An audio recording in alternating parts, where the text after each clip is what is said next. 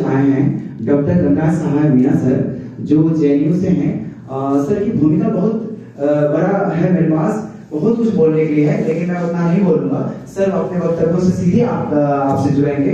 बस इतना कहूंगा, एक छोटे से गांव से निकल के कोई व्यक्ति जेएनयू किसी संस्था में पहुंचता है और वैश्विक ख्याति प्राप्त करता है। ना केवल वैश्विक ख्याति प्राप्त करता है, वो अपनी काबिलियत से हमारे जैसे युवाओं के लिए प्रेरणा स्रोत बनता है। उस प्रेरणा के स्वर को सुने आप, और आप सुने और गुने।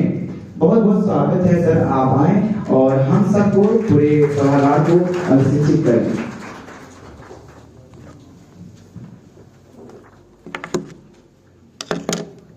बहुत धन्यवाद।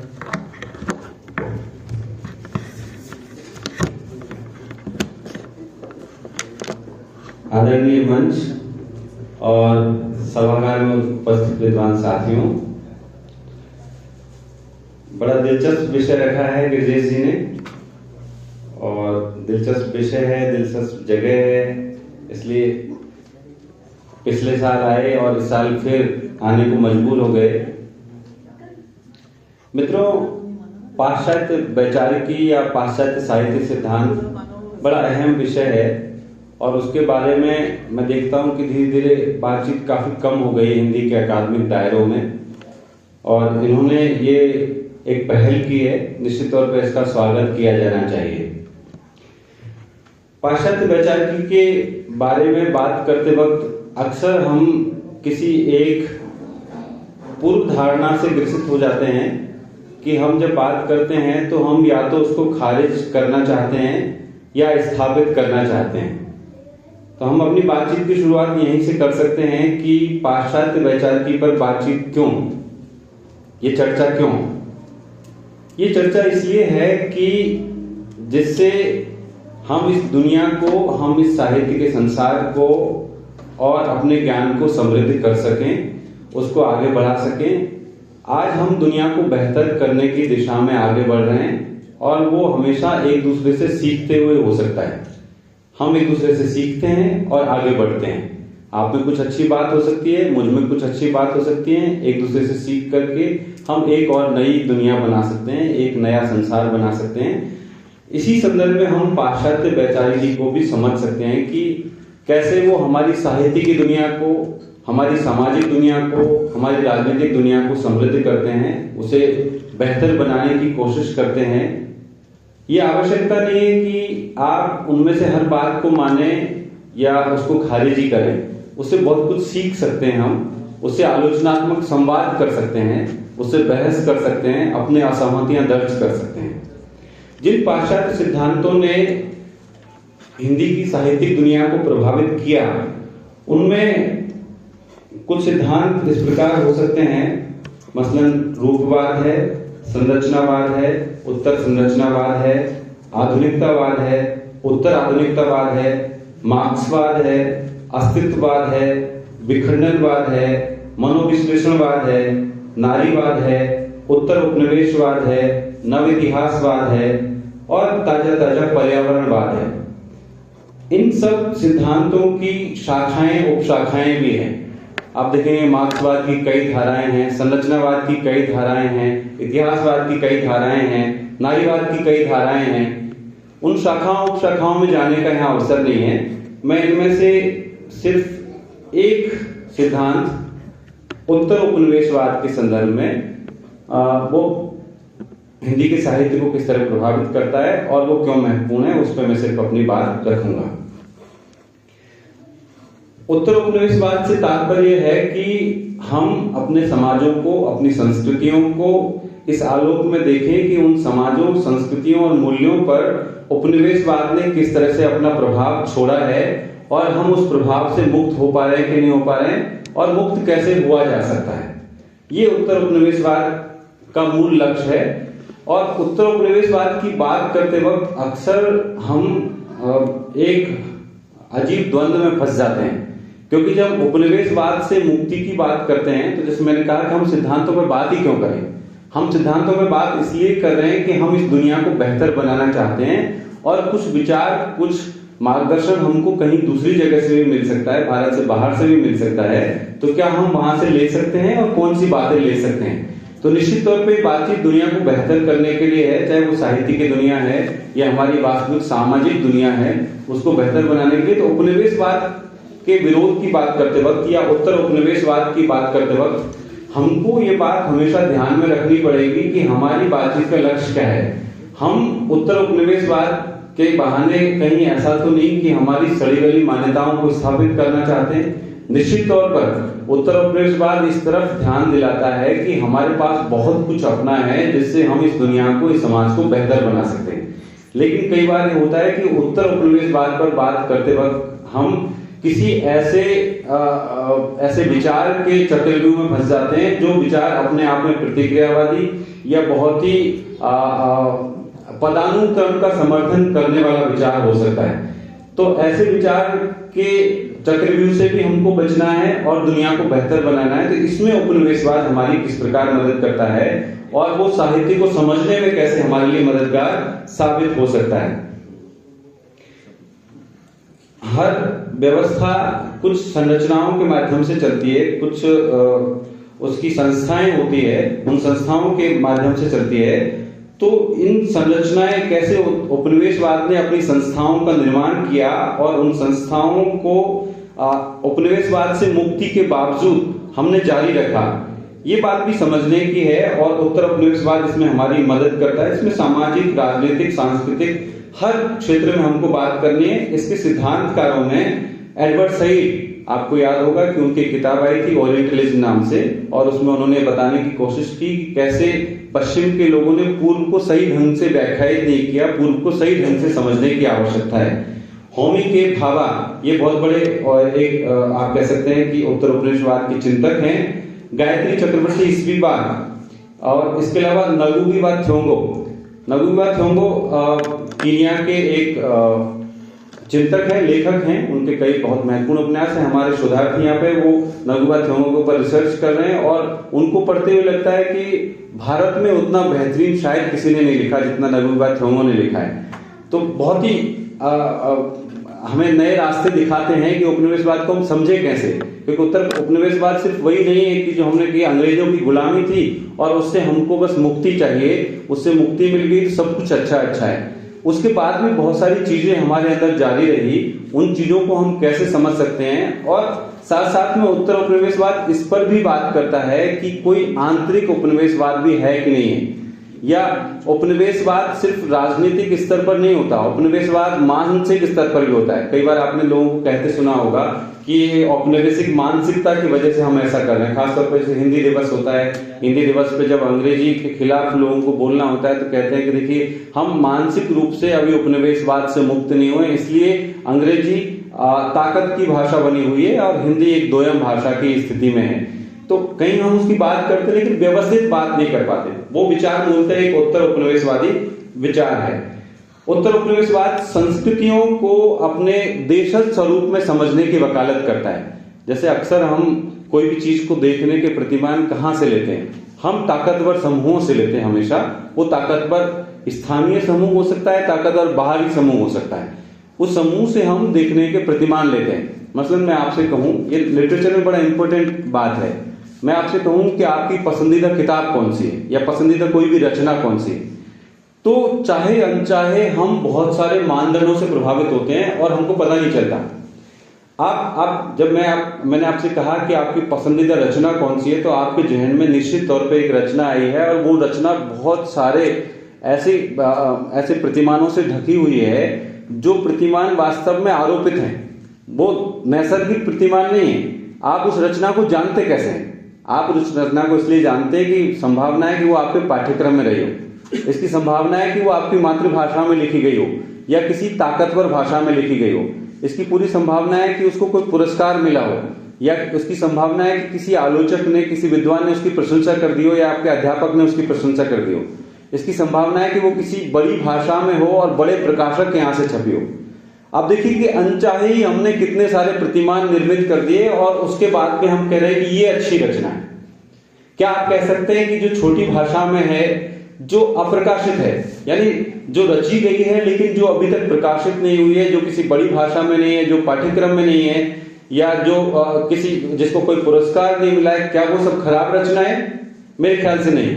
लेकिन कहीं न कहीं हम ऐसे मानदंडों से प्रभावित हो जाते हैं और हम समझ नहीं पाते, और ये एक औपनिवेशीकरण की प्रक्रिया होती है जिसमें हम अपने, ये सिर्फ रचनाओं के बारे में नहीं है, जीवन के हर पहलू के बारे में, आप किसको सभ्य और असभ्य कहते हैं, किसको अच्छा और बुरा कहते हैं, वो एक मूल्य है जो आरोपित कर दिया गया है। आप मान रहे हैं कि ये सही मूल्य है। जैसे हम विकास की बात करते हैं तो हम हमेशा कहते हैं कि विकास मतलब ये, वो विकास की धारणा भी एक औपनिवेशिक धारणा है, एक पूंजीवादी धारणा है, उससे हम प्रभावित हुए चले जाते हैं। और हम भी मंच पर बैठ करके अपने क्लासरूम में लेक्चर देते रहते हैं, विकास देखो वो फला इलाका बड़ा पिछड़ा है, वहां पे पर कैपिटा इनकम इतनी कम है, वहां के लोग इतने गंवार हैं, उनको उनका शिक्षा का स्तर, यानी आपने प्रतिमान बना दिया कि जिसके पास डिग्रियां कम हैं वो पिछड़ा है, जिसके पास में आर्थिक संसाधन कम है वो पिछड़ा है, या जो मुख्य धारा से शहरों से दूर है वो पिछड़ा है, जो छोटी भाषा बोलता है वो पिछड़ा है। आप खुद सोच के देखिए क्या ये सारे प्रतिमान सही हैं? मेरे ख्याल से नहीं है।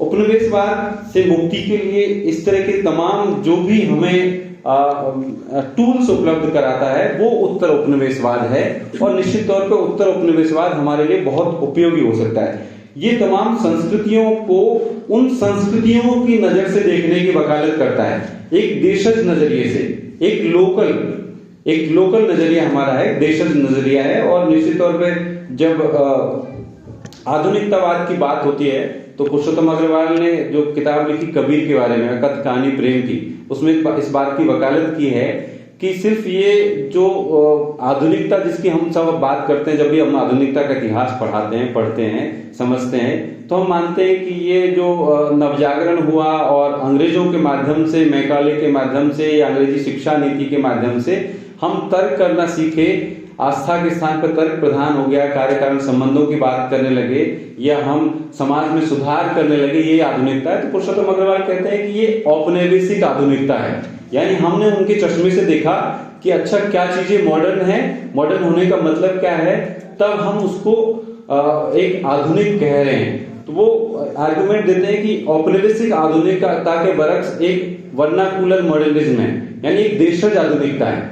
उस देशज आधुनिकता की बात करना, फिर उसके लिए वो कबीर को लेकर के आते हैं कि कबीर तो कोई अंग्रेजी शिक्षा प्राप्त नहीं है, लेकिन कबीर के पास भी वो तर्क करने की क्षमता है जो वर्नाकुलर से, यानी स्थानीय भाषाओं से आई है, उस बात की वकालत करते हैं। तो निश्चित तौर पे जो उत्तर उपनिवेशवाद है वो ऐसी परंपराओं और संस्कृतियों की खोज की वकालत करता है जहां से हम चीजों को देख सकें। हमें बाहर की दृष्टि की आवश्यकता नहीं है, बाहर की दृष्टि हमारे लिए उपयोगी हो सकती है, लेकिन उस दृष्टि पर आश्रित रहने की आवश्यकता नहीं है। हमारे पास अपनी मौलिक दृष्टियां हो सकती हैं, खासतौर पे उपनिवेशवाद से पहले की दृष्टियां, क्योंकि बहुत सारी चीजें हमारी तमाम संरचनाएं, जिस शिक्षा व्यवस्था के हम सब हिस्सा हैं, एक विद्यार्थी के तौर पे या अध्यापक के तौर पे, ये एक औपनिवेशिक व्यवस्था है जिसमें हमने अच्छा असिस्टेंट प्रोफेसर का पद, भारत में तो कोई असिस्टेंट प्रोफेसर की परंपरा नहीं है, लेकिन ये हमने कहां से सीखा?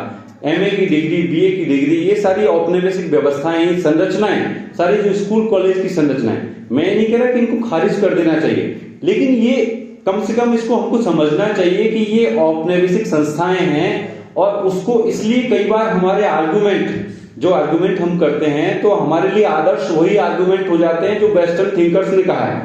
वेस्टर्न थिंकर्स मतलब चूंकि हम एक औपनिवेशिक शिक्षा व्यवस्था में हैं, और उस शिक्षा व्यवस्था में तर्क कहां से आएंगे? आपको समाजशास्त्र पढ़ना है, आपको अर्थशास्त्र पढ़ना है, तो सबसे बड़े थिंकर आपके कौन होंगे? सबसे बड़े थिंकर वही होंगे जो पश्चिम के हैं, क्योंकि डिसिप्लिन ही उनका है, अनुशासन ही उनका है, उन्होंने इस अनुशासन का निर्माण किया, और हम उनके तर्क के अनुसार विकास की अवधारणा दे रहे हैं, या तमाम अवधारणाएं। इसलिए जब देशज ज्ञान परंपराओं की बात होती है, तो देशज ज्ञान परंपराएं बहुत सारी है। देशज ज्ञान परंपरा के नाम पे हम कई बार इस सरलीकरण के शिकार हो जाते हैं कि अच्छा हमारे वेदों में सब कुछ है, या हमारे पुराणों में सब कुछ है, या हमारी कोई संस्कृत परंपरा में सब कुछ है। संस्कृत के इतर भी एक दुनिया है, इसी हिंदुस्तान की एक दुनिया है जो लोक की परंपरा है। उन लोक की परंपराओं में भी बहुत सारी ज्ञान की बातें हैं, वो ज्ञान परंपराएं हैं जिनसे हम सीख सकते हैं। तो उन सब से मिलकर के हमारी देशज परंपराएं बनती हैं। वो संस्कृत की दुनिया भी है, और संस्कृत के इतर इस देश की 700-800 भाषाएं जो अभी जीवित हैं, इसके अलावा पहले जो जैसे जीएन देवी ने कहा कि पिछले 50 वर्षों में देश की करीब 250 भाषाएं मर गई और इस वक्त करीब 700-800 भाषाएं इस देश में जिंदा हैं। तो इन सब भाषाओं की, हिंदी उनमें से एक भाषा है, संस्कृत उनमें से एक भाषा है, सिर्फ इन 2 भाषाओं में ज्ञान नहीं है, उन 1000 से ज्यादा भाषाओं की ज्ञान परंपरा मिलकर के भारत की देशज परंपरा का निर्माण करती है। हमारी जो देशज ज्ञान परंपरा है, जिसको हम कह सकते हैं कि हमारी अपनी मौलिक चीज है, उसका निर्माण करती है। हमको उन सब भाषाओं को और उनकी ज्ञान सामग्री को एक्सेस करने की जरूरत है। हर भाषा, कई लोग कहेंगे, ये सोचते होंगे कि यार कई भाषाओं में तो लिपियां भी नहीं है, कई भाषाओं को तो बोलने वाले 10 ही लोग हैं, जैसे जारवा भाषा है या सेंटिनलीज भाषा है या ओंगे भाषा है, तो एक भी व्यक्ति महत्वपूर्ण है या उसकी लिपि नहीं है तब भी महत्वपूर्ण है। भाषा असंख्य लोगों की स्मृतियों का समुच्चय होती है। एक भाषा में आप सोचिए कि आपके पास में आपके परिवार में 10 लोग हैं, उन 10 लोगों की स्मृतियां मिलकर के आपके परिवार का एक नॉलेज सिस्टम बनता है, जिससे कि हम आने वाली पीढ़ियों को सिखाते हैं। आप बच्चों को सिखाते हैं ये करना चाहिए, ये नहीं करना चाहिए।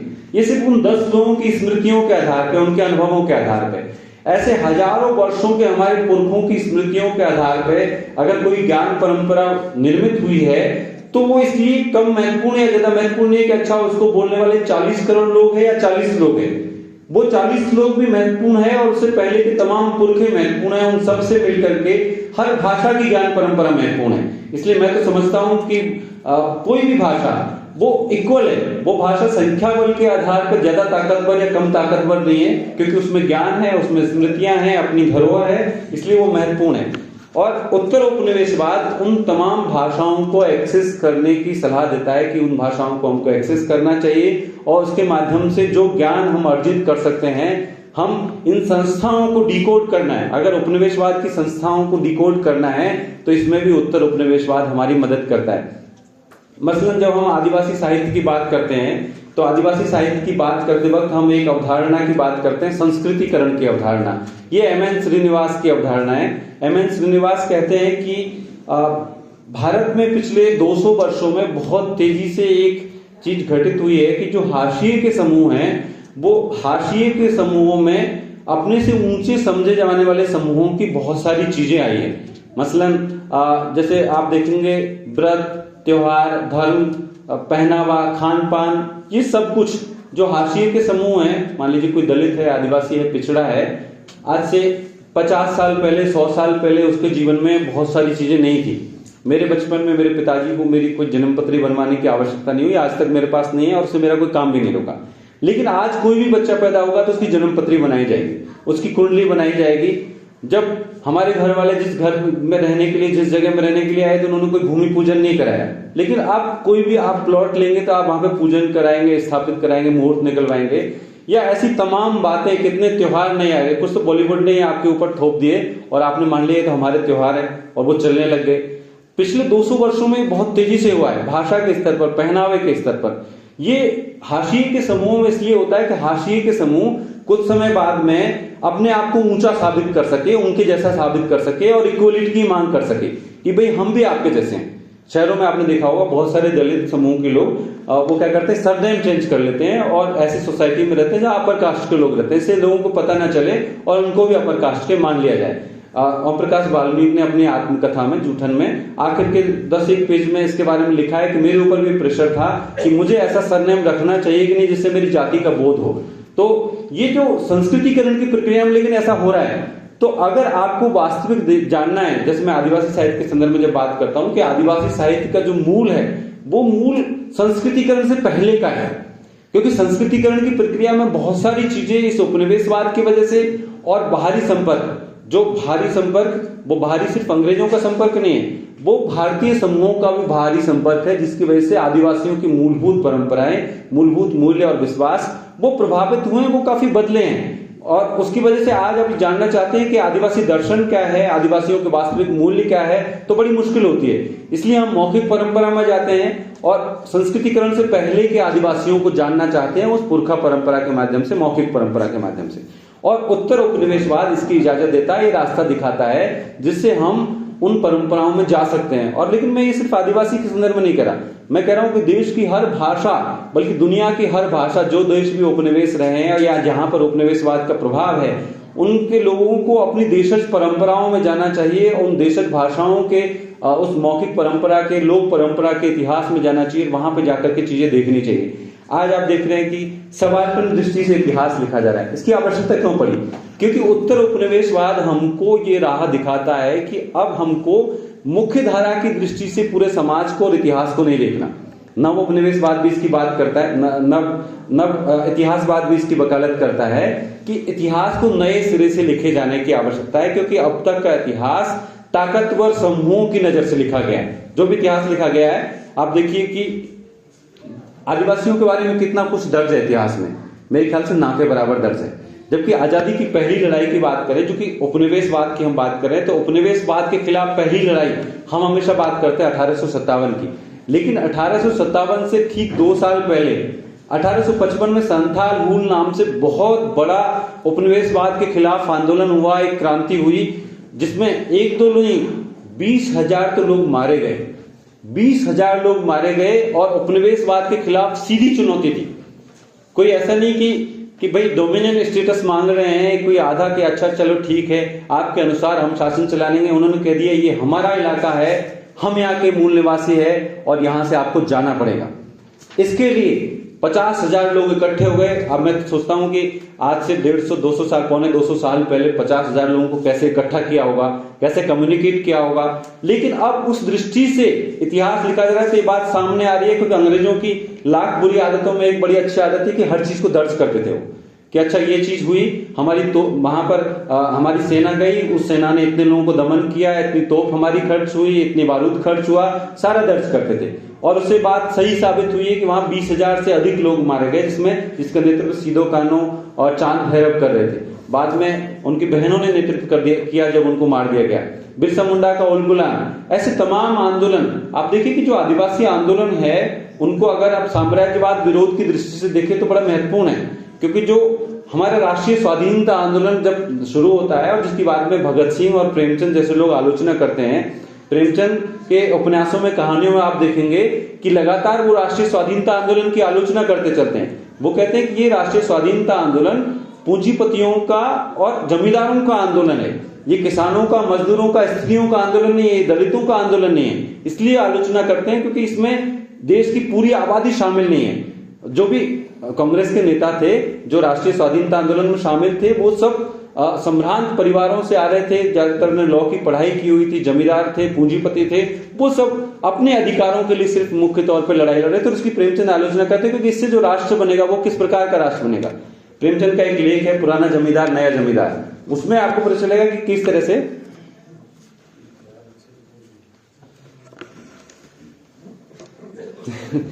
चलिए कोई बात नहीं, लेकिन 5-7 मिनट तो और लगेंगे। उत्तर उपनिवेशवाद हमको वो सारे हथियार उपलब्ध कराता है जिससे कि हम अपनी स्थानीय दृष्टियों से चीजों को समझ सकें और जो हमारी खोई हुई और दबी हुई पहचाने हैं उनके आधार उनको समझ सकें, उनको पुनः प्राप्त करने की कोशिश कर सके। और इसकी जो प्रक्रिया है उसमें उसको हम कहते हैं, जब भौतिक रूप में उत्तर उपनिवेशवाद के माध्यम से हम कुछ बदलाव लाने की कोशिश करते हैं तो उसको कहते हैं डीकोलोनाइजेशन, जिसका हिंदी में एक काम चला हुआ अनुवाद है डी उपनिवेशीकरण, या मुझे उससे बेहतर अनुवाद लगता है कि हम उपनिवेश मुक्ति कह सकते हैं उसको, उपनिवेश मुक्ति की प्रक्रिया जो हम कई स्तरों पर जो काम करते हैं। तो उत्तर उपनिवेशवाद उसकी वकालत करता है और वो मानसिक गुलामी की भी की बात करता है कि उसको भी खात्मा किया जाना चाहिए। और उत्तर उपनिवेशवाद इसकी भी बात करता है कि जब उपनिवेशवाद की वजह से बहुत सारी चीजें हमारे जीवन में ऐसे आ गई जिनको हटा नहीं सकते। हमने जो कपड़े पहने हुए हैं ये कोई भारतीय संस्कृति या भारत की किसी भी संस्कृति से संबंधित नहीं है, ये निश्चित तौर पर उसी उपनिवेशवाद को देखा देखी हमने ये कपड़े पहने हैं। तो ऐसे में बहुत सारी चीजें संकरित हो गई है, मिश्रित हो गई है। तो इसमें उत्तर उपनिवेशवाद हमको ये रास्ता भी दिखाने की कोशिश करता है कि जहां पे मिश्रण हो गए हैं वहां पे हम कैसे चीजों को हैंडल करें। जहां पे इतना मिश्रण हो गया है कि इसको हम जीवन से हटा नहीं सकते, वो हमारे जीवन का हिस्सा बन चुका है, तो उसके प्रति कम से कम हम सजग हो और उसमें जो चुनौतियां आ रही हैं उन चुनौतियों को हम कैसे हैंडल करें। साथ साथ में उत्तर उपनिवेशवाद इसकी बात करता है कि जो उपनिवेशवाद है उसका स्वरूप सिर्फ वही नहीं है जो ब्रिटिश साम्राज्यवाद है, या ब्रिटेन का साम्राज्यवाद है, या स्पेन का साम्राज्यवाद है, या फ्रांस का साम्राज्यवाद है। सिर्फ वही उपनिवेशवाद नहीं है। उपनिवेशवाद उसके अलावा हमारा आंतरिक उपनिवेशवाद है।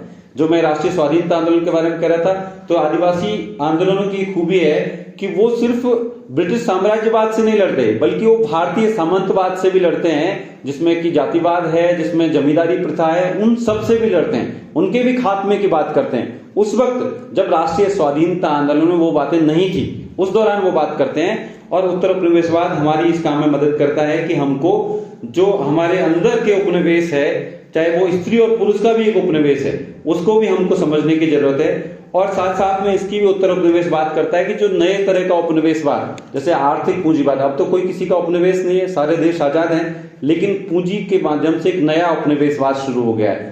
एक अभी तक देखेंगे पिछले 50-60 वर्षों में, 70 वर्षों में अमेरिका का साम्राज्य पूरी दुनिया पर रहा। अब धीरे धीरे वो साम्राज्य चीन की तरफ हस्तांतरित हो रहा है। तो इसके माध्यम से पूंजी का नया एक उपनिवेशवाद है, जिसमें कोई देश सीधे गुलाम नहीं, लेकिन आपके ऊपर इतने पाबंदियां हैं कि आप नई आर्थिक नीति लाने के लिए जैसे मजबूर हुए, ऐसे न जाने कितने फैसले लेने के लिए मजबूर होंगे। आपका राष्ट्रवाद कहता है चीन से जाके लड़ जाओ, लेकिन आपकी जो आर्थिक मजबूरियां हैं वो कहती है नहीं, चीन से दोस्ती रखो, आज सस्ता सामान की जरूरत है, हमको खिलौने भी चाहिए, हमको सारी चीजें चाहिए। तो एक नए तरह का उपनिवेशवाद है उत्तर उपनिवेशवाद। इसको भी समझने के लिए हमें मदद करता है। साहित्य में आखिर में बात करूंगा कि साहित्य में इसको खासतौर पर दलित और आदिवासी साहित्य में बहुत अच्छी तरह से अभिव्यक्त हुआ है। जैसे आप दलित आत्मकथाओं को देखें, बहुत सारे शोधार्थियों से बात हुई, दलित आत्मकथाओं पर कुछ लोग काम कर रहे हैं, वो भी उत्तर उपनिवेशवाद से किस तरह से मदद करते हैं। जो हमारा आंतरिक उपनिवेशवाद है, हम कहेंगे कि भारतीय संस्कृति में सब अच्छा है, लेकिन एक दलित के सामने, एक दलित लेखक के सामने, किसी भी दलित के सामने जब भी आप संस्कृति की बात करेंगे, उसको थोड़ी सी एक दूरी बनाने की वो कोशिश करेगा कि संस्कृति के नाम पे आप क्या थोपेंगे, आप जातिवाद थोपेंगे, आप ब्राह्मणवाद थोपेंगे, आप जो जमींदार का या कोई ताकतवर समूह का वर्चस्व थोपेंगे। तो वो ऐसी संस्कृति को नकारता है और वो इस आंतरिक उपनिवेशवाद के खिलाफ खड़ा होता है। और उत्तर उपनिवेशवाद हमको एक दृष्टि देता है जिससे कि हम जो आंतरिक उपनिवेशवाद है, उस आंतरिक उपनिवेशवाद की जटिलताओं को भी समझ सके और उससे लड़ने के लिए अपने हथियार तैयार कर सके।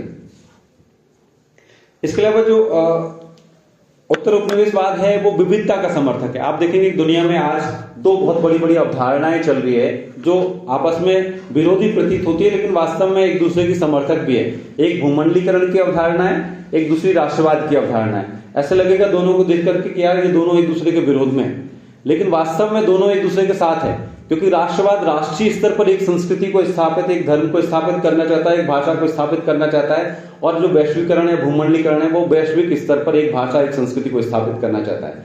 और उत्तर उपनिवेशवाद विविधता का समर्थक है, जैसे कि आदिवासी दर्शन एक विविधता का समर्थक है कि हमारी जितनी विविधताएं होंगी, कोई एक महाआख्यान नहीं है। ये आपने देखा होगा जो विखंडनवाद का कॉन्सेप्ट आया, वो विखंडनवाद का कॉन्सेप्ट मार्क्सवाद के खिलाफ में आया कि एक मार्क्सवाद को ये मान लिया गया एक समय में कि दुनिया में की मुक्ति का एक ही रास्ता है और वो मार्क्सवाद है। उसको महाआख्यान कहा गया, मेटा नैरेटिव कहा गया। उस मेटा नैरेटिव को जब सोवियत संघ का विघटन हो गया तो माना गया कि नहीं, अब कोई महाआख्यान नहीं है, अब सब लोग आजाद है अपनी अपनी मुक्ति के लिए। वास्तव में ऐसी कोई विचारधारा नहीं हो सकती जो दुनिया के सारे लोगों की मुक्ति कर सकती है, और वो विचारधारा जो दावा करती थी वो विफल हो चुकी है। तो जो उत्तर उपनिवेशवाद है वो इसका समर्थन करता है कि लोग अपनी अपनी अस्मिताओं के साथ, अपनी अपनी पहचानों के साथ आए, अपनी संस्कृतियों को संरक्षण के लिए काम करें, और इससे कोई बाधा उत्पन्न नहीं होगी, इससे दुनिया को बेहतर बनाने में। क्योंकि अक्सर जब भी कोई अपनी पहचान के साथ आता है, कोई अपनी सांस्कृतिक पहचान के, उसको उसके सामने एक राष्ट्रीयता की पहचान खड़ी कर दी जाती है। अच्छा, तुम इस भाषा की बात कर रहे हो, इसकी बात मत करो, इससे राष्ट्र को नुकसान पहुंच जाएगा। अरे आपकी भाषा, आपकी संस्कृति, उससे आप प्यार कीजिए, उसमें क्या राष्ट्र को नुकसान पहुंच जाएगा। तो जो उत्तर उपनिवेशवाद है वो उस विविधता का समर्थक है, जिसका आदिवासी दर्शन भी है, और ऐसे तमाम उदाहरण दिए जा सकते हैं। वो इवन जो राष्ट्रवाद का पूरा कॉन्सेप्ट है, आप देखेंगे आदिवासी दर्शन में, आदिवासी विमर्श में, कि वो राष्ट्रवाद का पूरा कॉन्सेप्ट हमारी संवैधानिक मान्यताओं पर, संवैधानिक संस्थाओं पर टिका हुआ है, राजनीतिक ताकत पर टिका हुआ है। जो आदिवासी दर्शन है वो उससे भी इनकार करता है, क्योंकि वो उसने हमेशा छलावा किया है। कैसे आप देखेंगे कि जब हमारे संविधान सभा की बैठकों के आप मिनट्स को देखें, जो कि दर्ज है ऑलरेडी कॉन्स्टिट्यूएंट असेंबली डिबेट्स में, तो उसमें आदिवासियों से वादा किया गया कि उनकी स्वायत्ता की रक्षा की जाएगी। 5वीं और 6ठी अनुसूची का प्रावधान किया गया, ट्राइबल एडवाइजरी काउंसिल का प्रावधान किया गया, लेकिन आज उनको मानने को कोई तैयार नहीं है। इवन लोग उनके बारे में जानते भी नहीं। लोग आदिवासी विमर्श में भाषण देकर के आ जाएंगे, लेकिन आदिवासियों की मूल मांगे क्या थी, जयपाल सिंह संविधान सभा में क्या कह रहे थे, बहुत सारे लोग इसके बारे में नहीं जानते। आदिवासियों की मांग कभी आरक्षण नहीं थी, वो तो कह रहे थे कि हम इस इलाके के, इस देश के मूल निवासी हैं, हम इसके मूल मालिक हैं, इस धरती के संरक्षक है, ये धरती हमारी है, इसलिए हमें स्वायत्ता दीजिए। संयुक्त राष्ट्र संघ भी उसकी वकालत करता है कि आदिवासियों को एक सेल्फ डिटर्मिनेशन का यानी आत्मनिर्णय का अधिकार होना चाहिए। उत्तर उपनिवेशवाद भी ऐसी पहचानों के अधिकारों की रक्षा का वादा करता है कि उनकी बात होनी चाहिए। और उसमें बाधा क्या है, उसमें बाधा है कि आज स्थिति है कि लोग संविधान को भी मानने को तैयार नहीं है। लोग कहेंगे कि अरे बड़ा आपने ले लिया। और आपको एक आंदोलन याद होगा, और उस पर हमारे दोस्त अनुज लोगुन ने भी कविता लिखी है, सावित्री बड़ायक ने भी कविता लिखी है, पत्थलगड़ी नाम से एक आंदोलन हुआ। अनुज लोगुन ने अपने संग्रह का शीर्षक भी शायद इसलिए रख दिया कि वो पत्थलगड़ी बड़ा मूवमेंट हुआ। और पत्थलगड़ी वाले सिर्फ क्या मांग कर रहे थे कि ये संविधान प्रदत्त अधिकार हैं, और उनको गांव के बाहर एक पत्थर पर उन्होंने लिख दिया कि अगर आप गांव में प्रवेश करना चाहते हो तो इन सब बातों को आपको मानना पड़ेगा। वो तो सिर्फ संवैधानिक बातें थी कि कम से कम उनको मानना पड़ेगा। और जिन लोगों ने आंदोलन किया उनको देशद्रोही करार देकर के जेल में डाल दिया गया कि ये कैसी बात कर रहे हैं, जबकि वो संविधान प्रदत्त बातें हैं। तो ऐसे में हमको, मेरे ख्याल से ये जो पाश्चात्य सिद्धांत है, पाश्चात्य वैचारिकी है, वो निश्चित तौर पर जहां तक इस दुनिया को बेहतर बनाने के लिए, वैकल्पिक ज्ञान परंपराओं को संरक्षित करने के लिए, प्रोत्साहित करने के लिए हमारे काम आती है, उनसे हमें संवाद करना चाहिए। बहुत कुछ सीख सकते हैं, निश्चित तौर पर उसकी आलोचना के बिंदु भी हो सकते हैं, और उन पर फिर कभी बात करेंगे। बहुत बहुत धन्यवाद।